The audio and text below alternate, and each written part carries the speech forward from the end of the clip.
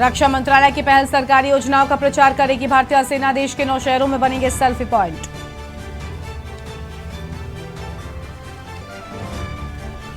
राघव चड्ढा के Rajya Sabha suspension case की supreme court में सुनवाई। दिल्ली सर्विस बिल पर 5 सांसदों के फर्जी साइन कराने का आरोप।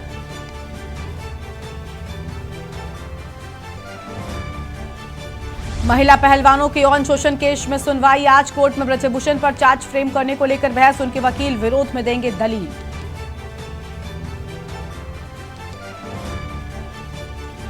छब्बीसवीं को प्रेगनेंसी टर्मिनेशन केस की सुप्रीम कोर्ट में सुनवाई आज। पिछली सुनवाई में एम्स बोर्ड को महिला की जांच रिपोर्ट पेश करने को कहा था।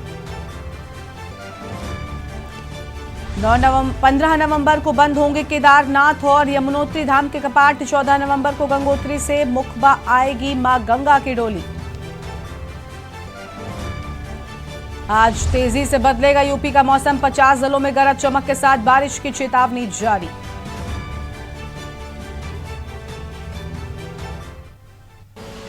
आप देख रहे हैं के न्यूज, खबरों का सारथी। नमस्कार, देश की बात में आप सभी का स्वागत है। मैं हूं आपके साथ गरिमा बाजपेयी। अहम खबर से करते हैं बुलेटिन की शुरुआत। दिल्ली से बड़ी जानकारी।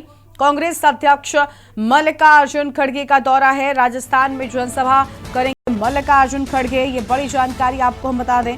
इस वक्त की अहम खबर, दोपहर 1 बजे जनसभा को संबोधित करेंगे राष्ट्रीय अध्यक्ष।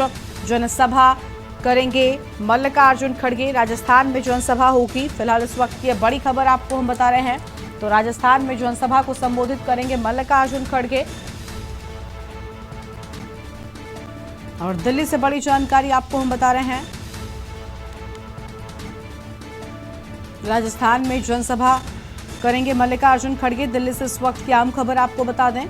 और दोपहर 1 बजे जनसभा को संबोधित करेंगे राष्ट्रीय अध्यक्ष मल्लिकार्जुन खड़गे।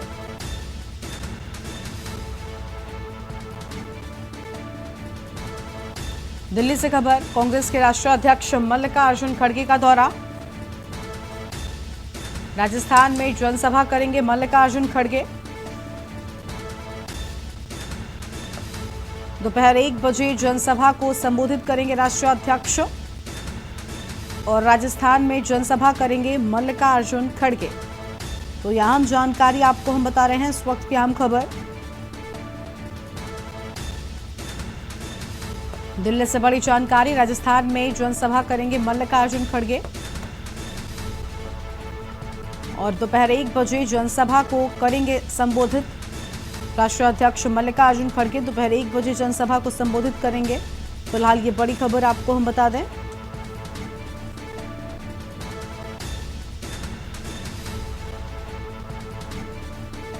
और राजस्थान में जनसभा करेंगे मल्लिकार्जुन खड़गे। आम जानकारी आपको हम बता रहे हैं। राजस्थान के दौरे पर जाएंगे।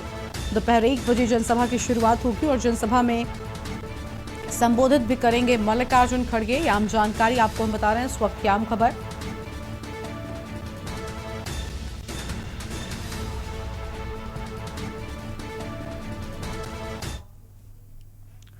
और अगली खबर का रुख कर लेते हैं। अगली खबर है दिल्ली से, जहां पर कांग्रेस नेता राहुल गांधी का मिजोरम का दौरा है। राहुल गांधी सुबह 10:30 बजे करेंगे पदयात्रा। तो राहुल गांधी सुबह 10:30 बजे पदयात्रा करेंगे। यह हम खबर आपको हम बता रहे हैं। और राहुल गांधी सुबह 10:30 बजे पदयात्रा करेंगे। इस वक्त की बड़ी जानकारी आपको हम बता दें। छात्रों से शाम 4:30 बजे राहुल मुलाकात करेंगे। कांग्रेस नेता राहुल गांधी का मिजोरम दौरा है। दिल्ली से खबर, कांग्रेस नेता राहुल गांधी का मिजोरम दौरा। राहुल गांधी सुबह 10:30 बजे करेंगे पदयात्रा मिजोरम के दौरे पर। और राहुल गांधी की पदयात्रा होगी। छात्रों से शाम 4:30 बजे राहुल मुलाकात करेंगे। कांग्रेस नेता राहुल गांधी का मिजोरम दौरा। यह अहम जानकारी आपको हम बता रहे हैं।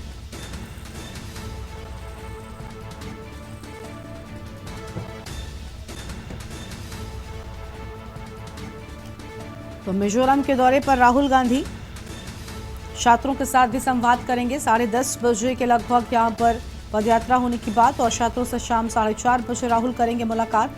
फिलहाल इस वक्त की आम खबर आपको बता रहे हैं। कांग्रेस नेता राहुल गांधी का मिजोरम का दौरा है। तो कांग्रेस नेता राहुल गांधी का मिजोरम का दौरा। और फिलहाल ये बड़ी खबर आपको हम बता रहे हैं।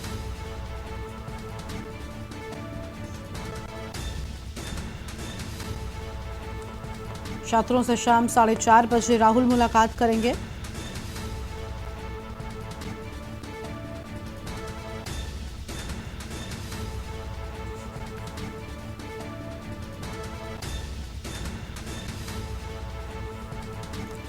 राहुल गांधी सुबह 10:30 बजे पदयात्रा करेंगे।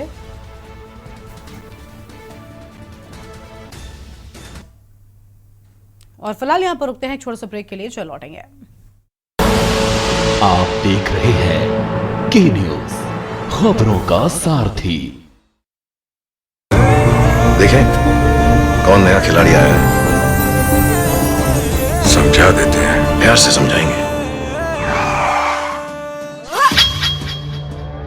ये तो अपनी जुबान है। जुबान एक हो तो दिल भी एक होने चाहिए। विमल बोलो जुबान केसरी। गोल्डी छोले मसाले, जहाँ जाए रिश्ते बनाए। जहाँ जाए रिश्ते बनाए, गोल्डी मसाले।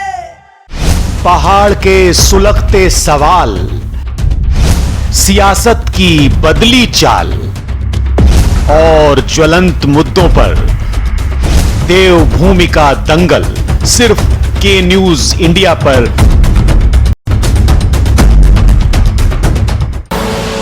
आप देख रहे हैं के न्यूज, खबरों का सारथी। ब्रेक के बाद आप सभी का स्वागत है। रक्षा मंत्री राजनाथ सिंह का तेलंगाना का आज दौरा है और हुजूराबाद के करीमनगर में जनसभा करेंगे रक्षा मंत्री राजनाथ सिंह। महेश्वर के रंगारेड्डी में भी जनसभा करेंगे राजनाथ सिंह। हुजूराबाद के करीमनगर में जनसभा को करेंगे संबोधित। यह बड़ी जानकारी आपको हम बता दें। करीमनगर में जनसभा करेंगे रक्षा मंत्री राजनाथ सिंह। अहम खबर आपको हम बता रहे हैं। फिलहाल इस वक्त की अहम खबर, महेश्वर के रंगारेड्डी में भी होगी जनसभा। और फिलहाल इस वक्त की बड़ी जानकारी आपको हम बता दें।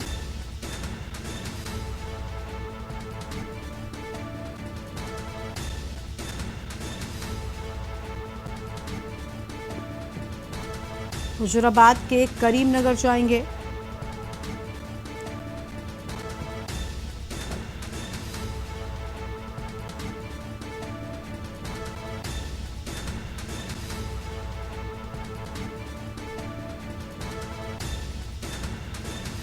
और रक्षा मंत्री राजनाथ सिंह का दौरा, फिलहाल इस वक्त की बड़ी जानकारी आपको हम बता दें।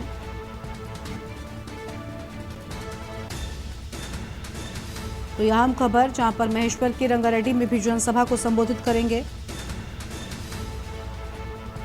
रक्षा मंत्री राजनाथ सिंह। ये बड़ी जानकारी आपको हम बता रहे हैं। इस वक्त की अहम खबर,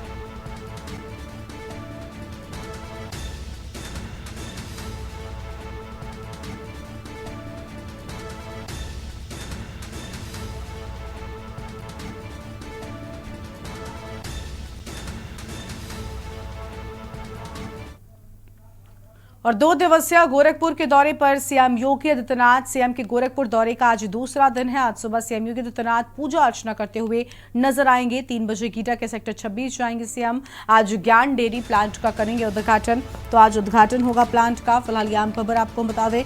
114 करोड़ रुपए का निवेश, प्लांट में प्रतिदिन 5 लाख लीटर की खपत होगी। फिलहाल ये बड़ी जानकारी आपको हम बता रहे हैं। इस वक्त की आम खबर, जहां पर आज सुबह सीएम योगी आदित्यनाथ करेंगे पूजा अर्चना। तो आज सुबह सीएम योगी आदित्यनाथ पूजा अर्चना करेंगे।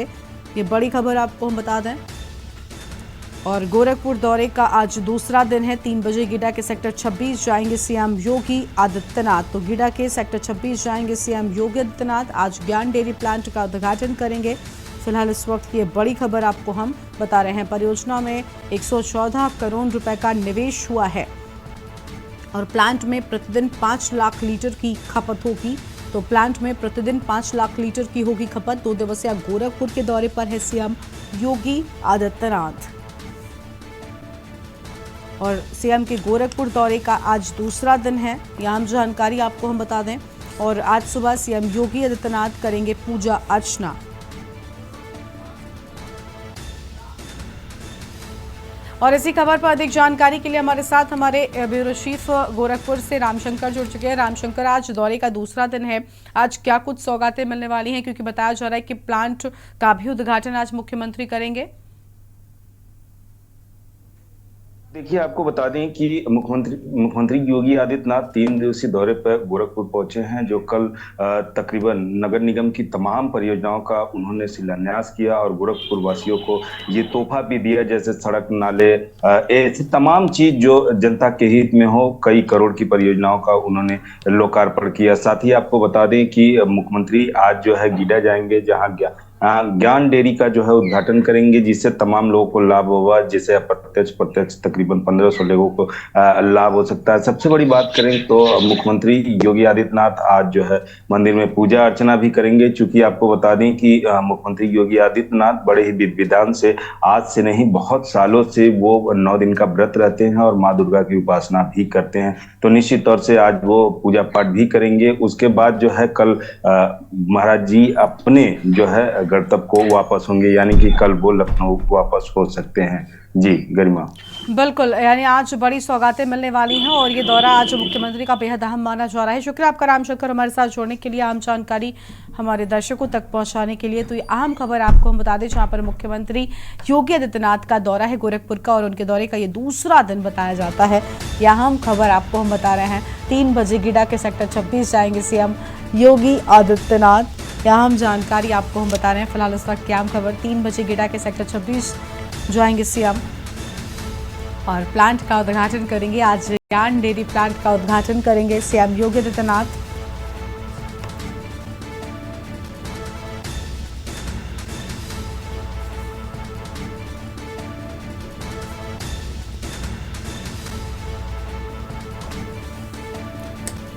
दो दिवसीय गोरखपुर के दौरे पर सीएम योगी आदित्यनाथ, यह अहम खबर आपको हम बता रहे हैं।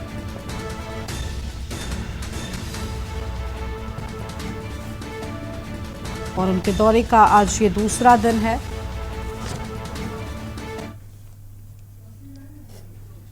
और आगे बढ़ते हैं खबरों की ओर। कल बुलंदशहर के दौरे पर जाएंगे सीएम योगी। महिला सम्मेलन को करेंगे संबोधित। मुख्यमंत्री टीपी नगर में महिला सम्मेलन को संबोधित करेंगे और सीएम के कार्यक्रम को अंतिम रूप देने में प्रशासन जुटा हुआ है। जनपद के टीपी नगर में होगी सीएम की जनसभा। सीएम की जनसभा होगी, ये अहम खबर आपको हम बता दें।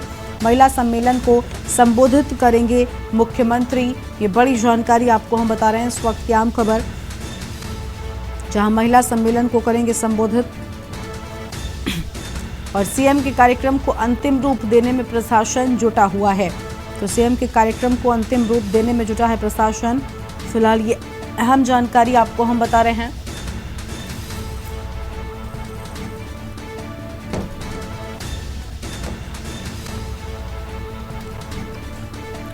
अनिल मीणा हमारे साथ में, हमारे संवाददाता बुलंदशहर से जुड़ चुके हैं। बुलंदशहर में टीपी नगर में सीएम की जनसभा होनी है। सीएम के आगमन को लेकर अनिल कितनी तैयारी है, पूरी जानकारी दें। जी देखिए गरिमा, मैं आपको बताऊं, जनसभा बुलंदशहर में मुख्यमंत्री योगी आदित्यनाथ का कल 17 तारीख को जनसभा को संबोधित करेंगे, जहां एक महिला सम्मेलन को संबोधित करते हुए जो बीजेपी के कार्यकर्ता हैं वो लगातार पूरे जनपद बुलंदशहर में महिलाओं को ज्यादा से ज्यादा पहुंचने की अपील कर रहे हैं और तमाम जितनी भी जनपद बुलंदशहर समूह की महिलाएं, उनके लिए प्रशासन के द्वारा बस भी तैयार की गई है। प्रत्येक ब्लॉक स्तर पर करीब बात की जाए तो करीब 10 से 12 बस तैयार की गई है, जिससे कि अगर ज्यादा से ज्यादा महिलाएं और जो समूह की महिलाएं वो वहां ज्यादा से ज्यादा पहुंच सके। और बीजेपी के जो कार्यकर्ता लगातार कई दिनों से जो मुख्यमंत्री के कार्यक्रम जनसभा है उसको तैयारी में जुटे हैं, लगातार गांव-गांव दौरा भी कर रहे हैं कि ज्यादा से ज्यादा। तो मुख्यमंत्री का जो दौरा, अगर बात की जाए तो लोकसभा के चुनाव को लेकर बात की जाए तो कहीं ना कहीं बहुत अहम दौरा माना जा रहा है जनपद बुलंदशहर में, क्योंकि अब के बुलंदशहर जो मुख्यमंत्री है योगी आदित्यनाथ अब शायद महिलाओं को संबोधित करते हुए जो 2024 के चुनावी सभा को संबोधित भी करेंगे यहाँ से। और अगर बात की जाए प्रशासन की तो जनपद बुलंदशहर का जो जिला प्रशासन है, और अगर बात की जाए मेरठ मंडल के एडीजी राजेश सरोबाल और मंडल आयुक्त सेल्वा कुमारी लगातार जो जनसभा स्थल का लगातार निरीक्षण कर रही है और उन्होंने तमाम व्यवस्थाओं का जायजा लिया है। जो रूट डाइवर्ट है उनका भी उन्होंने निरीक्षण किया कि कहां से किस तरह से रूट डाइवर्ट किए जाएंगे और जो वाहनों की पार्किंग की गई है सभी जगह के जो जितने भी जनपद बुलंदशहर के एसएसपी, डीएम और तमाम आला अधिकारी तमाम जनपद बुलंदशहर के लगातार निरीक्षण कर रहे हैं, जिससे कि किसी भी तरह की जो स्थिति आपातकालीन स्थिति उसको निपटा जा सके और मुख्यमंत्री जो सभा है उसको सकुशल संपन्न किया जा सके। तो प्रशासन ने भी पूरी तैयारी कर ली है जनसभा को लेकर। और अगर बीजेपी के कार्यकर्ताओं की बात किया, नेताओं की बात किया, नेता लगातार कई दिन से जनपद बुलंदशहर का दौरा कर रहे हैं और लोगों से लगातार मीटिंग भी कर रहे हैं। बिल्कुल, यानी आगमन को लेकर सभी तैयारियां जो है वो प्रशासन की ओर से भी अनिल पूरी की जा रही हैं। और देखिए अनिल, जब मुख्यमंत्री पहुंचेंगे इस दौरान क्या बुलंदशहर को बड़ी सौगातें भी दे सकते हैं?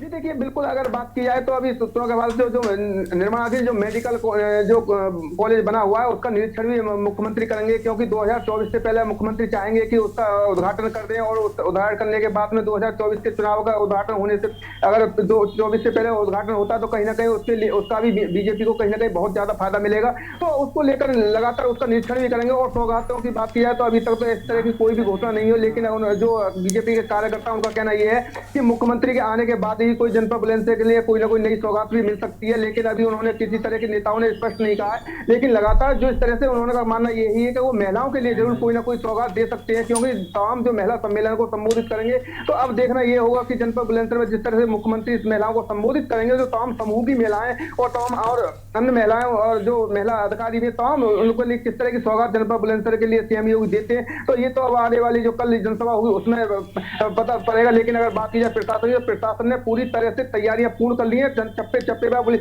डीएम और एसएसपी का कहना है कि चप्पे चप्पे पर पुलिस पर तैनात किया जाएगा करीब, और जो अधिकारी है वो भी तमाम लगातार, जैसे चाहे मेयर मंडल की सेल्वा कुमारी हो, आयुक्त हो, या एडीजी राजेश अग्रवाल हो, आईजी हो निश्चिता झा हो, तमाम लगातार जनपद देर रात तक दौरा कर रहे हैं। और बीजेपी के कार्यकर्ता बड़े बड़े जो नेता हैं वो भी लगातार बुलंदशहर में पड़े हुए हैं, क्योंकि वो लोगों को लगातार क्षेत्रों में जाकर लोगों से अपील भी कर रहे हैं। गाँव गाँव पे जितने भी ब्लॉक इस तरह चाहे कितने भी हो, उन पर सब पे 10-12 बसें महिलाओं के लिए लगाई गई हैं। और भी जो जिस तरह से जो जनता पहुंचेगी उनके लिए भी जो क्षेत्रीय विधायक हैं उनके लिए अलग से बसों की सुविधा की गई है, क्योंकि विधायकों के लिए जिम्मेदारी सौंपी गई है कि जो जनता के लोग हैं उनके लिए विधायकों के स्तर पर जिम्मेदारी सौंपी गई है। और जो समूह की महिला उनके लिए जो ब्लॉक स्तर पर जो सेक्रेटरी हो या डीजी हो उनके लिए जिम्मेदारी सौंपी गई है। जी बिल्कुल, बहुत शुक्रिया अनिल आपका हमारे साथ जुड़ने के लिए। बड़ी जानकारी हमारे दर्शकों तक पहुंचाने के लिए इस वक्त की आम खबर आपको बता दें, जहां पर टीपी नगर में महिला सम्मेलन को संबोधित करेंगे। फिलहाल उस वक्त की बड़ी जानकारी आपको बता दें, बुलंदशहर के दौरे पर रहेंगे मुख्यमंत्री योगी आदित्यनाथ। बुलंदशहर का उनका दौरा होने वाला है, जिसको लेकर सभी तैयारियां पूरी हो चुकी हैं। और फिलहाल यहां पर रुकते हैं, छोटे से ब्रेक के लिए चल लौटेंगे। आप देख रहे हैं के न्यूज, खबरों का सारथी। ब्रेक के बाद आप सभी का स्वागत है। लखनऊ से बड़ी जानकारी आपको हम बताने, समाजवादी पार्टी ने लिस्ट जारी कर दी है। मध्य प्रदेश विधानसभा चुनाव के लिए प्रत्याशियों की सूची जारी कर दी गई है। एसपी मुख्यालय में एमपी विधानसभा चुनाव को लेकर बैठक, और बैठक के बाद लिस्ट जारी हुई है। फिलहाल यह हम खबर आपको हम बता दें, बैठक में अखिलेश के साथ शिवपाल यादव भी मौजूद रहे। और यह हम जानकारी आपको हम बता दें, जहां पर मध्य प्रदेश अध्यक्ष सहित तमाम लोग बैठक में मौजूद थे।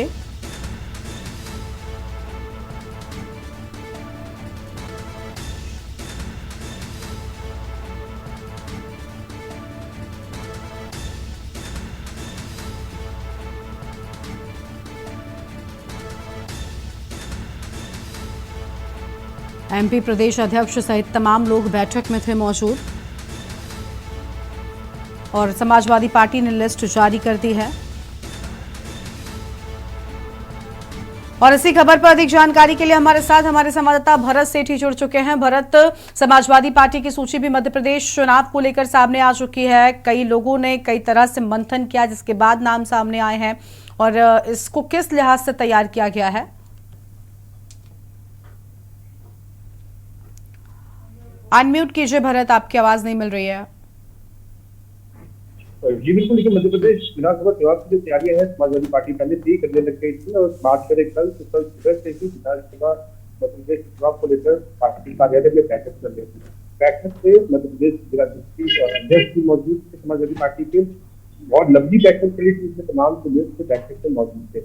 अखिलेश यादव के साथ साथ शिवपाल यादव भी मौजूद थे। ये आदेश लगाया जा रहा था कि हो सकता है कि लिस्ट जारी हो जाए, लेकिन शाम देर तक जब ये बैठक चल रही थी तो उसके बाद कोई निर्णय नहीं आया कि बैठक जब लंबी चली तो देर शाम को लिस्ट जारी कर दी गई। 9 सीटों से प्रत्याशी को घोषित किया गया है, 9 प्रत्याशी है। लेकिन अब बड़ी बात यह है कि अब प्रत्याशी को अब मध्य प्रदेश के अखिलेश यादव भी पहुंचेंगे, चुनाव का प्रचार भी करेंगे, क्योंकि अब 17 नवंबर को चुनाव है, जिसके लेकर तैयारी अब समाजवादी पार्टी लगातार जुट जाएगी। तमाम जो जिम्मेदारी दी गई है, एमपी की जो अध्यक्ष है उनको भी जिम्मेदारी दी गई है इस तरीके से अब चुनाव की तैयारी करिए, क्योंकि बेहद नजदीक आ चुके हैं चुनाव, और निर्णय भी जल्दी आएगा। लेकिन इसको लेकर अब जो तैयारियों का दौर है वो शुरू हो जाएगा। इससे पहले जो बैठक चल रही थी उसमें यही था, इससे पहले भी कई बैठकें हुई थी, कि अब कौन किसको टिकट मिलेगी। तमाम जो दावेदारी पेश कर रहे थे कि हमको सीट मिलेगी, लेकिन कल आखिरकार 9 सीटों को फाइनली कर दिया गया है कि अब इन सीट पर जो है वो चुनाव लड़ेंगे। अब वो अपना प्रचार करेंगे। अखिलेश यादव भी मध्य प्रदेश जाएंगे। तमाम जो समाजवादी पार्टी के बड़े नेता हैं वो भी मध्य प्रदेश जाकर अपनी जो जिताने का प्रयास करेंगे, ज्यादा से ज्यादा सीटें जीतने का प्रयास करेंगे। बैठक कल बहुत लंबी चली है और बैठक खत्म होने के बाद ये लिस्ट कल जारी की गई है। जी बिल्कुल। और देखिए, अगर भरत बात करें समाजवादी पार्टी की, तो उत्तर प्रदेश में बीजेपी के बाद फिलहाल दूसरे नंबर पर नजर आती है। लेकिन अब क्योंकि अब अन्य राज्यों में भी जब चुनाव में समाजवादी पार्टी उतर रही है, ऐसे में क्या लगता है फिलहाल उत्तर प्रदेश में भी स्थिति बहुत ज्यादा ठीक नहीं है समाजवादी पार्टी की। अगर बीजेपी के सामने देखें तो फिलहाल कहीं ना कहीं काफी आंकड़ों में पीछे नजर आती है। लेकिन ऐसे में अन्य राज्यों में भी अब किस्मत आजमाने के लिए समाजवादी पार्टी जब उतरना शुरू कर चुकी है, ऐसे में आपको लग रहा है कि मजबूत पड़ेगी? क्योंकि लोकसभा का चुनाव बहुत नजदीक है, उसमें इसका असर देखने को मिलेगा। बिल्कुल निश्चित तौर पर अगर बात करें उत्तर प्रदेश की, तो उत्तर प्रदेश में समाजवादी पार्टी ही इकलौती ऐसी पार्टी है जो बीजेपी से लड़ते हुए दिख रही है। लेकिन मध्य प्रदेश में अभी उसको समय जरूर लगेगा, लेकिन अपनी ताकत को आजमाने जरूर जा रही है। क्योंकि 2024 लोकसभा का चुनाव है और तमाम जो तैयारियां है उसको करनी है। लेकिन ये कह सकते हैं एक ट्रायल बेस है कि मध्य प्रदेश में कितनी सीटें जीतती है। अगर समाजवादी पार्टी मध्य प्रदेश में सीट को जीत हासिल करती है तो एक लोकसभा चुनाव पर भी एक बड़ा असर पड़ेगा। फिलहाल अगर उत्तर प्रदेश में बात करें, उत्तर प्रदेश में जरूर समाजवादी पार्टी पिछले 2 चुनावों से पीछे है। और लेकिन कहीं ना कहीं इससे पहले अगर बात करें, समाजवादी पार्टी बहुमत से पहुंची थी और एक अपनी सरकार को बनाया था। कल अखिलेश यादव भी एक समाजवादी पार्टी ही एक ऐसी पार्टी है जो बीजेपी के सामने खड़ी है। लेकिन हाँ, कहीं ना कहीं कमजोर जरूर साबित हुए, लेकिन अपने आप को मजबूत करने के लिए और 2024 लोकसभा चुनाव पर अपना असर दिखाने के लिए अब मध्य प्रदेश में भी इन्होंने ताकत आजमाने के लिए उतरे हैं। अब देखना ये होगा कि कितनी सीटें मध्य प्रदेश में समाजवादी पार्टी जीतती है और उस जीत का क्या असर पड़ता है 2024 के चुनाव में। जी बिल्कुल, बहुत शुक्रिया आपका भरत, हमारे साथ जुड़ने के लिए, हम जानकारी हमारे दर्शकों तक पहुंचाने के लिए। तो लखनऊ से खबर, जहां पर समाजवादी पार्टी ने मध्य प्रदेश के चुनाव को लेकर सूची जारी कर दी है और बैठक में अखिलेश के साथ शिवपाल यादव भी मौजूद रहे। मध्य प्रदेश अध्यक्ष सहित तमाम लोग बैठक में मौजूद थे। यह अहम खबर आपको हम बता रहे हैं। समाजवादी पार्टी ने लिस्ट जारी कर दी है। और एक ब्रेक के लिए यहां पर रुकते हैं, चल लौटेंगे। आप देख रहे हैं के न्यूज, खबरों का सारथी। 3 दशक का इंतजार खत्म हुआ। प्रधानमंत्री श्री नरेंद्र मोदी जी की मजबूत इच्छा शक्ति के माध्यम से नारी शक्ति वंदन अधिनियम अब अटल सच्चाई बन चुका है। इस महायज्ञ में उत्तर प्रदेश ने एक बड़ा योगदान तब दिया जब माननीय मुख्यमंत्री योगी आदित्यनाथ जी के नेतृत्व में 17 अक्टूबर 2020 को मिशन शक्ति अभियान की आधारशिला रखी गई। मिशन शक्ति एक विजन है प्रदेश की महिलाओं के सुरक्षा, सम्मान और स्वावलंबन का। मिशन शक्ति के अंतर्गत पूर्ण हुए 3 चरणों में अभूतपूर्व लक्ष्यों की प्राप्ति की गई। मिशन शक्ति के चतुर्थ चरण में अनेकों योजनाओं के विस्तार और कार्यान्वयन के नए लक्ष्यों का संधान किया जा रहा है। इन योजनाओं के पीछे ताकत है डबल इंजन की सरकार की और प्रेरणा है यशस्वी प्रधानमंत्री श्री नरेंद्र मोदी की। बेटियों को सशक्तिकरण का उपहार, डबल इंजन की सरकार। देखें कौन नया खिलाड़ी आया है, समझा देते हैं, प्यार से समझाएंगे। ये तो अपनी जुबान है। जुबान एक हो तो दिल भी एक होने चाहिए। विमल, बोलो जुबान केसरी। गोल्डी छोले मसाले, जहाँ जाए रिश्ते बनाए। जहाँ जाए रिश्ते बनाए, गोल्डी मसाले।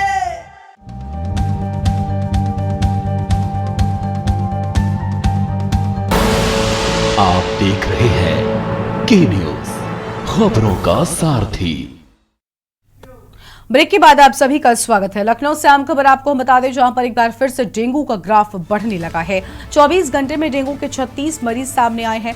राजधानी के अलग अलग डेंगू में क्षेत्र में डेंगू के मिले 36 मरीज। कई मरीजों को करवाया गया अस्पताल में भर्ती। सबसे अधिक इंदिरा नगर में मिले 5 मरीज, ऐशबाग में 2, अलीगंज में 4, चंद्रनगर में 3 केस, चिन्हट में 4, सरोजनी नगर में 3 मामले सामने आए हैं। काकोरी में 2 केस मलिहाबाद में 1, NK रोड और रेड क्रॉस में 3 मामले, सिल्वर जुबली और टुंडियागंज से भी मिले 3 मरीज। ये अहम खबर आपको हम बता रहे हैं फिलहाल इस वक्त की बड़ी जानकारी, जहां पर लगातार डेंगू के मामले बढ़ते जा रहे हैं।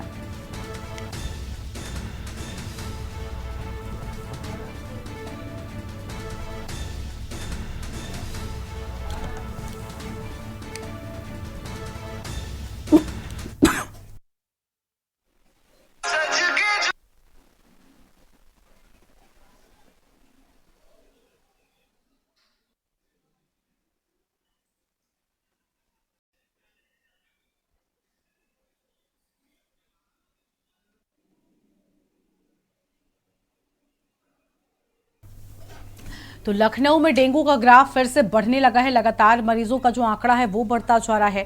भरत सेठी हमारे साथ में जुड़ चुके हैं। भरत, डेंगू के मरीज लगातार बढ़ रहे हैं। राजधानी की बात करें तो 36 नए मरीज सामने आए हैं। अस्पतालों में डेंगू मरीजों को लेकर कितनी व्यवस्थाएं हैं, पूरी जानकारी क्या है आपके पास? देखिए, बिल्कुल बता दें कि जो ग्राफ पहले 30 के अंदर पहुंच गया था, एक बार फिर ग्राफ में बढ़ोतरी देखने को मिली है। लगभग 36 मामले 24 घंटे के अंदर सामने आए। हॉस्पिटल्स की बात करें, बड़ी तादाद से हॉस्पिटल्स के में भीड़ देखने को मिल रही है, क्योंकि वायरल बुखार में भी दस्तक दी हुई तमाम ऐसे हॉस्पिटल्स हैं जहां पर लोगों को इलाज नहीं मिल रहा है। लेकिन सरकारी हॉस्पिटल की बात करें, सरकारी हॉस्पिटल में लंबी लंबी कतारें जरूर देखने को मिल रही है। 36 मामले एक बार फिर राजधानी लखनऊ में डेंगू के सामने आए हैं। चिन्हट, आलमबाग, तमाम चंदानगर और टुंडियागंज, मलियाबाद, काकोरी, ऐसे कई इलाके हैं ऐसबाग जहाँ पर लगातार जो मरीज है वो मिल रहे हैं। सबसे बड़ी अगर बात करें, नगर निगम की बहुत बड़ी जिम्मेदारी होती है, जहाँ पर मरीज मिलते हैं वहाँ पे एंटी लावा छिड़काव करने की। लेकिन अभी भी अगर नगर निगम की बात करें, तमाम ऐसे इलाके हैं नगर निगम जहाँ पर ना ही एंटी लावा का छिड़काव करवा रहा है, ना ही किसी तरह की कार्रवाई कर रहा है। कुछ घरों में जरूर टीम विभाग की जाती है और नोटिस जारी करती है वहाँ पे गंदगी मिलने को लेकर तमाम। लेकिन कहीं ना कहीं उत्तर प्रदेश के जो डिप्टी सीएम है लगातार प्रयास कर रहे ब्रजेश पाठक की डेंगू के मामलों में गिरावट आए और जो हॉस्पिटल से किसी प्रकार की लापरवाही ना बरती जाए। हॉस्पिटल्स में डेंगू के बेड अलग बने हुए हैं, लेकिन अगर बात करें लगातार जो आंकड़ा है पेशेंट्स है वो बढ़ रहे हैं, उसको लेकर स्वास्थ्य विभाग की स्वास्थ्य विभाग की भी लगातार चिंता बढ़ती जा रही है, क्योंकि लगातार डेंगू के आंकड़े बढ़ रहे हैं और कहीं ना कहीं वायरल बुखार है, तमाम मौसम चेंज हो रहा है, तमाम तरीके की बीमारियां बारिशों के बाद आती है, उसी का ये असर है। और कहीं ना कहीं मामले बढ़ते देख लोगों में भी दहशत है, क्योंकि कई लोगों की मौत भी डेंगू से हो चुकी है और कई वायरल बुखार से भी अपनी जान को गंवा चुके हैं। फिलहाल अब आगे क्या स्वास्थ्य विभाग किस तरीके से कदम उठाता है, क्या नगर निगम जागता है या आके मूंद कर बैठा रहता है, जहाँ की अभी कई एरिया में नगर निगम पहुंचा नहीं है, और तमाम जो जिम्मेदारी है वो नगर निगम की बनती है। लेकिन कहीं ना कहीं जिस तरीके की नगर निगम की जो कार्यशैली है, जो पहले ही तो तैयारी कर लेनी चाहिए थी, जो नए एरिया जो नगर निगम में अभी पहुंचे हैं, जो आए हैं, क्योंकि आउटर्स के कुछ एरिया को नगर निगम में शामिल किया गया है, वहां पर जो नगर निगम की सुविधा है वो नहीं मिल रही है। और लगातार जो आउटर्स के केस में भी गाँव ग्रामीण क्षेत्र में भी लगातार जो बीमारी है, जो डेंगू है, वो अपने पैर को पसार रहा है। जी बिल्कुल, साफ तौर पर देखिए लगातार डेंगू का जो डंक है वो बढ़ता जा रहा है और डेंगू जिस तरीके से मरीजों में वृद्धि होती है, अगर अस्पतालों में व्यवस्थाएं ना हो तो समस्या और ज़्यादा बढ़ जाती है। लेकिन भरत, कई जगहों से ऐसी भी जानकारी आई थी कि डेंगू के मरीज एक तरफ बढ़ रहे हैं, लेकिन दूसरी ओर मरीजों के साथ साथ अस्पतालों की मनमानी भी बढ़ रही है। कई अस्पतालों में बेड्स नहीं है या फिर कई अस्पतालों में प्लेटलेट्स ज़बरदस्ती चढ़ाए जाने की या बहुत ज़्यादा ज़रूरत नहीं है, बावजूद इसके अस्पताल पैसे कमाने के लिए इस तरीके की चीज़ें कर रहे हैं। पैथोलॉजी लैब्स में मनमाने पैसे वसूले जा रहे हैं जांच के नाम पर। ऐसी घटनाओं पर लगाम लगाने के लिए स्थानीय प्रशासन ने कोई एक्शन लिया है क्या? क्योंकि ऐसे कई मामले सामने आ चुके हैं। क्योंकि बिल्कुल राजधानी के बात करें, तमाम जो ऐसे मामले सामने आए थे, लेकिन उस पर प्रशासन ने कार्रवाई करी है। कुछ ऐसे पैथोलॉजी पर ऐसे हॉस्पिटल्स को ताला भी लगा दिया गया है जो मामले सामने आई थी। फिलहाल प्रदेश सरकार लगातार ऐसे हॉस्पिटल को टारगेट कर रही है, जो लोग जहाँ पर सरकार को बदनाम करने का प्रयास कर रहे हैं और जिस तरीके से हॉस्पिटल की जो लापरवाही है वो उजागर हो रही है, तो सरकार उस पर बड़ा एक्शन ले रही है और कार्रवाई कर रही है। सरकारी हॉस्पिटल्स की बात करें, अभी भी कहीं ना कहीं सरकारी हॉस्पिटल्स में मरीज पहुंच रहे हैं जहां पर इलाज हो रहा है। बदलू की बात करें, वहां पर भी जो बेड है वो रिजर्व किए गए, लोहिया और तमाम जो सिविल हॉस्पिटल, लेकिन कहीं ना कहीं जो हॉस्पिटल्स पर जिस तरीके से डेंगू के मरीज बढ़ रहे हैं, वो इस तरीके से आंकड़ा कहीं ना कहीं डेंगू का बढ़ रहा है, उन पर भी लोड ज्यादा बढ़ रहा है। तो कहीं ना कहीं एक अलग से कुछ इंतजाम करें जिससे कि जो आम जनता है, जो बीमार लोग हॉस्पिटल पहुंच रहे हैं, ओपीडी के बाद जो लंबी जो भीड़ है वो देखने को मिले, उसमें लोगों को राहत मिले। लेकिन अभी भी हॉस्पिटल के जो बाहर ओपीडी के बाद तमाम जो मरीजों की जो कतारें हैं वो देखने को मिल रही है। जी बिल्कुल, बहुत शुक्रिया आपका भरत हमारे साथ जुड़ने के लिए, बड़ी जानकारी हमारे दर्शकों तक पहुंचाने के लिए। तो यह खबर आपको बता दें, जहां पर डेंगू के मरीजों का आंकड़ा लगातार बढ़ता जा रहा है। 36 नए मरीज राजधानी में सामने आए हैं, जहां पर चनहट में 4, सरोजनी नगर में 3, काकोरी में 2 केस सामने आए हैं। इस वक्त की आम खबर आपको हम बता दें, जहां पर मलिहाबाद में 1, एनके रोड और रेड क्रॉस की बात करें तो लगातार मरीजों का जो आंकड़ा है वो सामने आ रहा है। नए मरीज मिल रहे हैं। ऐशबाग में 2,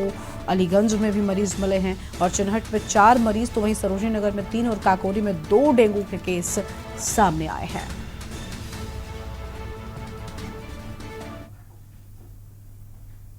देवरिया में 6 लोगों की हत्या का मामला सामने आया है। आज मृतकों के परिवार से मिलेंगे अखिलेश यादव। देवरिया में मृतकों के परिवार वालों से मुलाकात करेंगे और 2 अक्टूबर को जमीन के विवाद में हत्या हुई थी। ग्राम फतेहपुर की सीमा में धारा 144 लागू है। चप्पे चप्पे पर पुलिस फोर्स व पीएससी है तैनात। गांव में आने जाने वालों से पुलिस पूछताछ जारी है और फतेहपुर गांव में हुई थी 6 लोगों की हत्या। ये बड़ी खबर आपको बता दें, आज अखिलेश यादव पहुंचेंगे और 2 अक्टूबर को जमीन के विवाद में यहां पर हत्या हो गई थी। ग्राम फतेहपुर की सीमा में धारा 144 लागू है। ये बड़ी जानकारी आपको हम बता रहे हैं।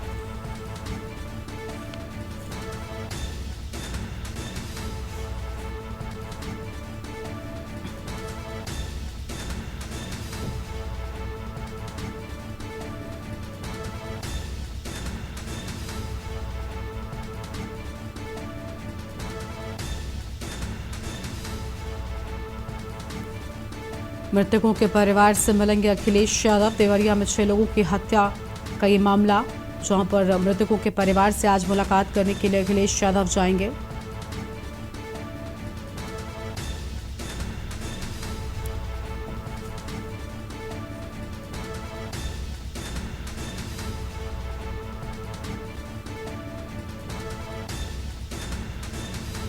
चप्पे चप्पे पर पुलिस फोर्स व पीएससी तैनात है। फिलहाल इस वक्त की आम खबर आपको हम बता दें, गांव में आने जाने वालों से पुलिस पूछताछ करेगी।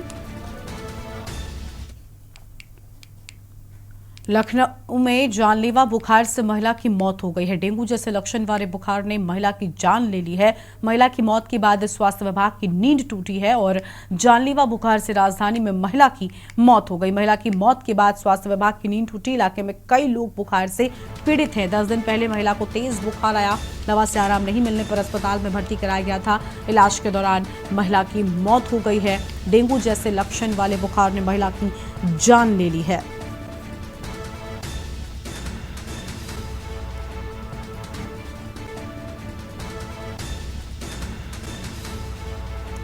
जानलेवा बुखार से राजधानी में महिला की मौत हुई। महिला की मौत के बाद स्वास्थ्य विभाग की नींद टूटी।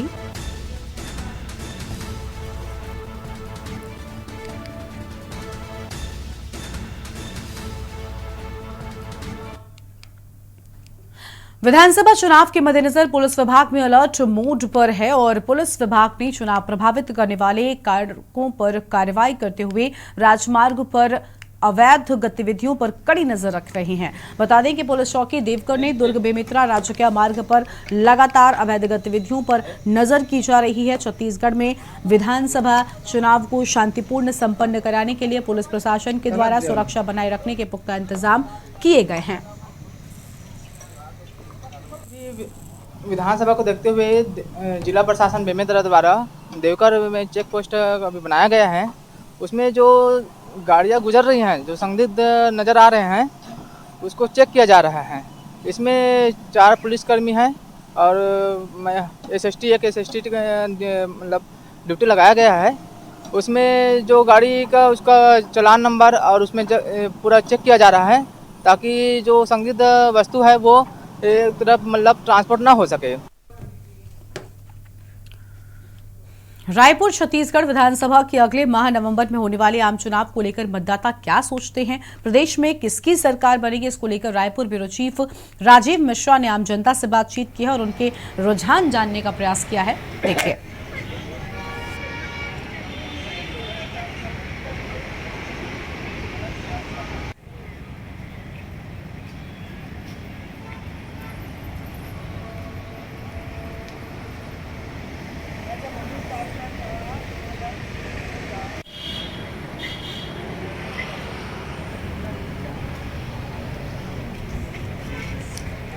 मालूम तो चलेगा, मालूम तो चलेगा।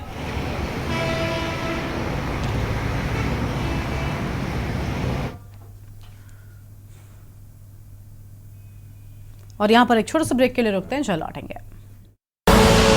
आप देख रहे हैं के न्यूज, खबरों का सारथी। ब्रेक के बाद आप सभी का स्वागत है। खबर है शिमला से, जहां पर मुख्यमंत्री ठाकुर सुखविंदर सिंह सुक्खू ने अपनी धर्मपत्नी कमलेश ठाकुर के साथ में शारदीय नवरात्रि के मौके पर शिमला के तारा देवी मंदिर में पूजा अर्चना की है। इस मौके पर उन्होंने प्रदेश की खुशहाली और प्रदेश वासियों की सुख समृद्धि की कामना की है। मुख्यमंत्री ने मंदिर परिसर का अवलोकन भी किया और श्रद्धालुओं की सुविधा के लिए इसमें सुधार करने के निर्देश दिए। मुख्यमंत्री ने तारा देवी सड़क मार्ग को चौड़ा करने और इसमें सुधार के लिए 50 लाख रुपए प्रदान करने की घोषणा की है।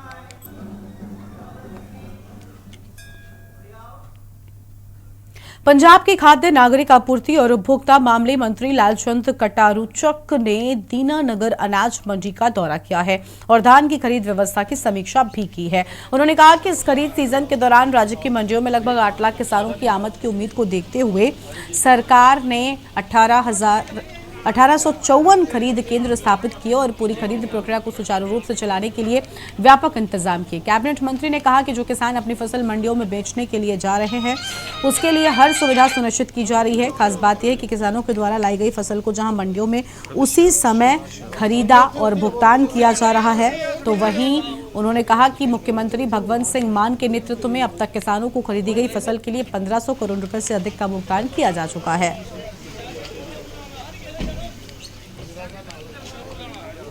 ਅੱਜ ਸਾਡੇ ਸਰਕਾਰ ਦੇ ਸ਼੍ਰੀ ਲਾਲਚੰਦ ਕਟਾਊਚਕ ਜੀ ਫੂਡ ਮਿਨਿਸਟਰ ਉਹ ਚੇਚੇ ਤੌਰ ਤੇ ਦਾਣਾ ਮੰਡੀ ਵਿੱਚ ਆਏ ਸਨ।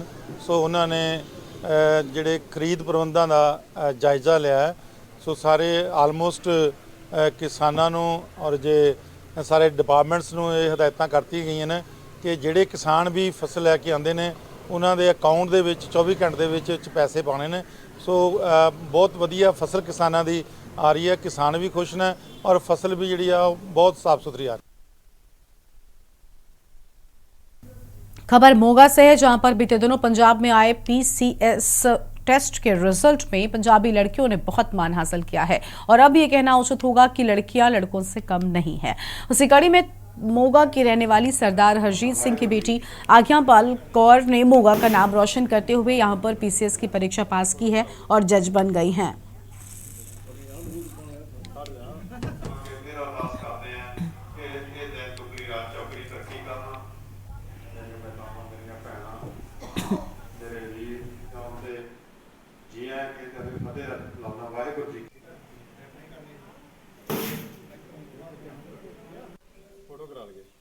बहुत खुशी हो रही है जी। खुशी का कोई ठिकाना नहीं है जी। उस परमात्मा का वाहगुरू का धन श्री गुरु साहिब का बहुत बहुत धन्यवाद करते हैं जी, सानू इस मुकाम पर पहुँचाया जिथे असी कदे सोचा भी नहीं सी साडे बच्चे इत्थों तक पहुँच जाएंगे। लेकिन उन्होंने किरपा के नाल ही सब कुछ हो सकता जी। उनकी किरपा तो बिना नहीं हो सकता जी। साडे बच्चों ने बहुत मेहनत की है, उस मेहनत का फल उन्होंने झोली में उस वाहगुरू ने पाया है, उसका कोटन कोटन शुक्र करते हैं जी। असी अरदास बेनती करते हैं अगे भी उन्होंने सिर ते मेहर भरे हथ रखे तो जॉब के उन्होंने समत बख्शे, ईमानदारी की दात बख्शे तो किरपा बनाई रखे इदां ही।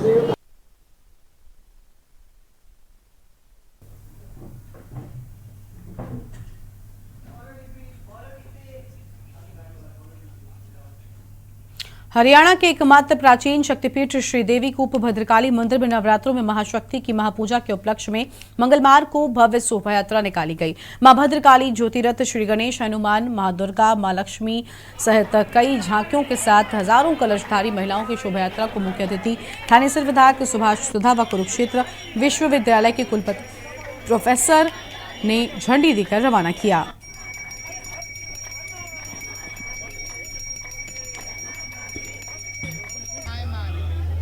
हरियाणा का एकमात्र प्राचीन शक्तिपीठ श्री देवी कूप भद्रकाली मंदिर में आज नवरात्रि महोत्सव में हरियाणा की सबसे विशाल शोभा यात्रा का आयोजन किया जा रहा है, जिसमें हजारों महिलाएं नंगे पांव कलश उठाकर नगर परिक्रमा करेंगी। 1100 ध्वज होंगे और 52 शक्तिपीठों के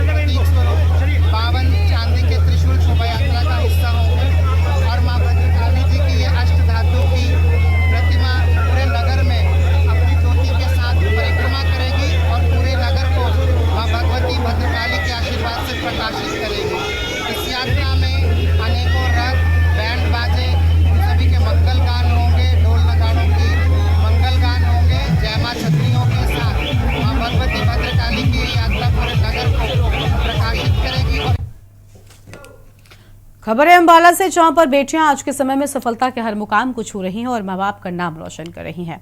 इन्हीं में से एक रचना, जिसने पंजाब जुडिशियल सर्विसेज के रिजल्ट में दूसरा स्थान हासिल किया है, जिसके बाद से परिजन काफी खुश है। और दूसरा स्थान हासिल करने वाली रचना ने अपनी सफलता का श्रेय माता पिता और अपने अध्यापकों को दिया है।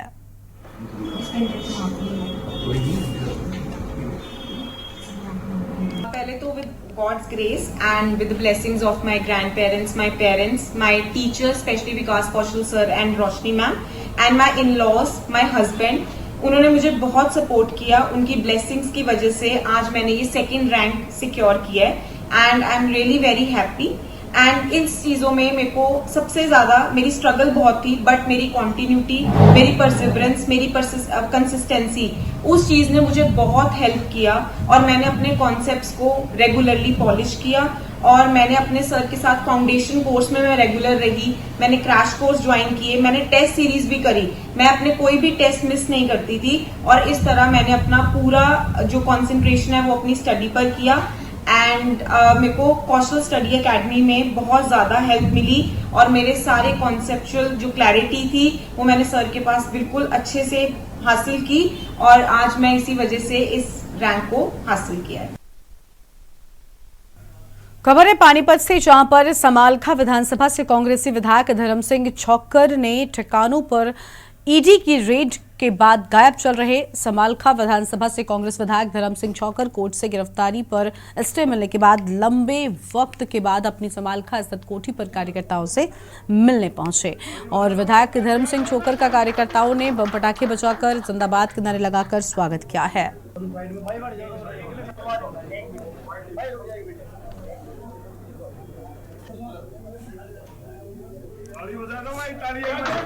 ईडी की कार्रवाई का आप लोगों के सबके सामने है, जनता के सामने है, नेताओं के सामने है, सरकार के सामने और न्यायालय के सामने है। मैं सिर्फ इतना ही कहना चाहूंगा इसके बारे में,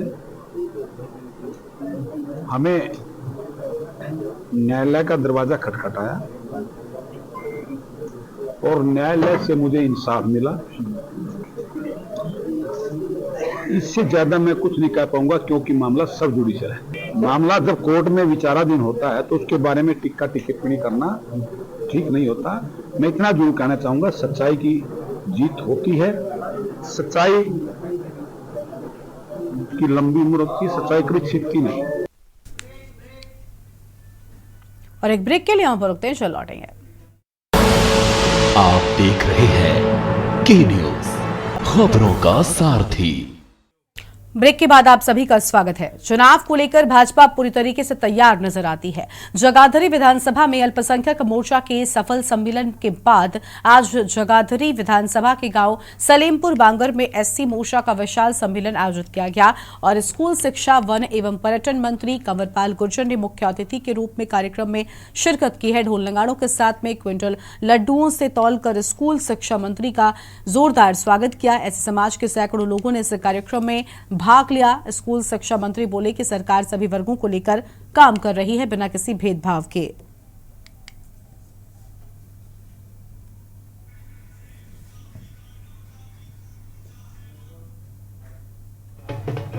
कि आज एससी मोर्चा की तरफ से यहाँ सलेमपुर में एक बड़ा कार्यक्रम था और काफ़ी बड़ी संख्या में सभी लोगों ने इसमें भाग लिया। और वर्तमान में जिस प्रकार से हमारी सरकार गरीब के लिए विशेष तौर से सारे काम करने लग रही, तो उससे सारी जनता इस बात से प्रभावित है कि जिस प्रकार से हमने एक स्कीम चलाई कि कोई भी व्यक्ति गरीब ना रहे प्रदेश में, और जिनकी आमदनी 1 लाख से भी कम है उनके लिए सरकार ने निर्णय लिया कि उनको हम लोन देंगे, उस लोन का ब्याज सरकार देगी। बस केवल उस व्यक्ति को प्रयास करके गरीबी रेखा से बाहर निकालना। तो ये सारे काम जिस प्रकार से जो बीपीएल कार्ड है वो हमने बनाया कि सीधा सीधा घर पहुँचाया गरीब आदमी के, उससे गरीब आदमी को बड़ी राहत मिली, उसमें खुशी की भी है। आयुष्मान कार्ड जो 5 लाख का इलाज है, तो जहां केंद्र सरकार की ओर से 12 लाख परिवारों को बना था, लेकिन वर्तमान में उससे लगभग 3 गुना कार्ड आज हरियाणा सरकार ने बना के दिए।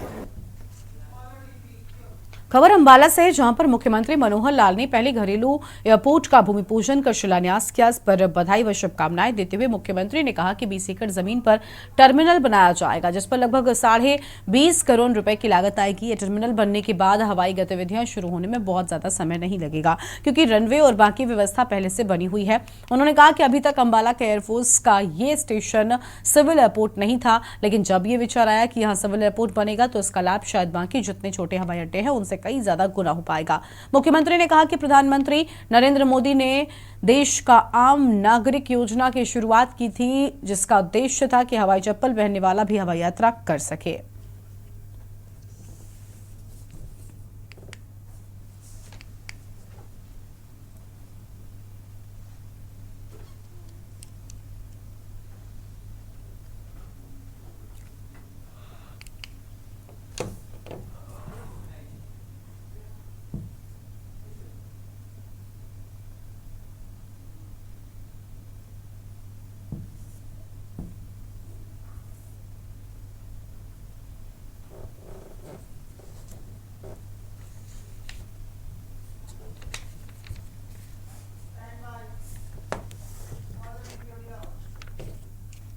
कोंडागांव में press club and media federation के अध्यक्ष सरार अहमद व सचिव नीरज उके के मार्गदर्शन में पूरे प्रेस क्लब के सदस्यों के द्वारा विधानसभा चुनाव को देखते हुए मतदाता जागरूकता अभियान रैली निकाली गई। रैली पुराने एसपी ऑफिस के सामने नवनिर्मित press club and media federation भवन से निकाली गई, जो बाजार स्थल से पूरे नगर का भ्रमण किया गया। मतदाता जागरूकता अभियान का उद्देश्य है कि आने वाले विधानसभा चुनाव में ग्रामीणों को मतदान किस प्रकार से देना है, उन्हें जागरूक किया गया। मतदान करें। धन्यवाद। प्रेस एंड मीडिया फेडरेशन के द्वारा और हमारे सदस्य जितने भी पत्रकार सदस्य हैं उनके द्वारा एक जागरूकता अभियान मतदान को लेकर निकाला गया था और शहर के बाजार स्थल में हम लोगों ने लोगों को जागरूक किया कि मतदान करना है। 7 तारीख को जो मतदान यहाँ पर होना है विधानसभा चुनाव, उसको लेकर। और हमारा उद्देश्य ये था कि मतदान का प्रतिशत बढ़े और लोग निष्पक्ष होकर मतदान करने आए, किसी डर भय या किसी लालच में आकर मतदान न करें, निष्पक्ष होकर के अपना नेता चुने, अपने छत्तीसगढ़ का विकास सही ढंग से हो सके। बस इसी मंशा से ही प्रेस क्लब ने ये जागरूकता अभियान निकाला था। बिलासपुर शहर में गांधी चौक के पास भीषण सड़क हादसा हो गया, जहां पर सीमेंट से भरी ट्रक के टक्कर से साइकिल सवार 52 वर्षीय व्यक्ति की मौत हो गई है। मौजूद ट्रैफिक पुलिस ने तत्काल 112 को सूचना दी, जिन्होंने तत्काल ही ऋषि गुज्जर को गंभीर अवस्था में शिम्स हॉस्पिटल में भर्ती कराया, जहां डॉक्टरों ने उसे मृत घोषित कर दिया। तो वहीं सिटी कोतवाली पुलिस ने ट्रक को अपने कब्जे में ले लिया है और घटना के बाद से फरार ट्रक के ड्राइवर की तलाश की जा रही है।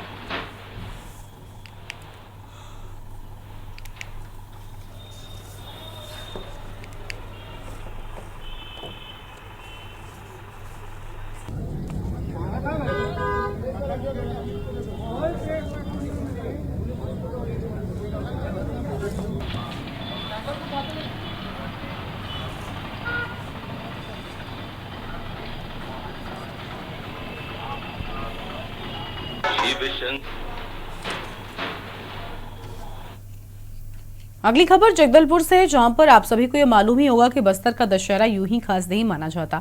जिले के साथ साथ पूरे संभाग के लोग इस महोत्सव में शामिल होकर अपने आप को भाग्यशाली मानते हैं। सदियों से चली आ रही यह परंपरा आज भी मनाई जा रही है। बता दें कि नवरात्रि के पहले ही किन्नर बड़ी संख्या में डीजे में रखते हुए खुशियों के साथ सुहागन का पहला जोड़ा चढ़ाने मां दंतेश्वरी माई के दरबार में पहुंचते हैं। इस दौरान आम नागरिकों को आशीर्वाद भी देते नजर आते हैं। ये किन्नर बता दें कि हर साल सबसे पहले माता का श्रृंगार किन्नरों द्वारा ही भेंट किया जाता है।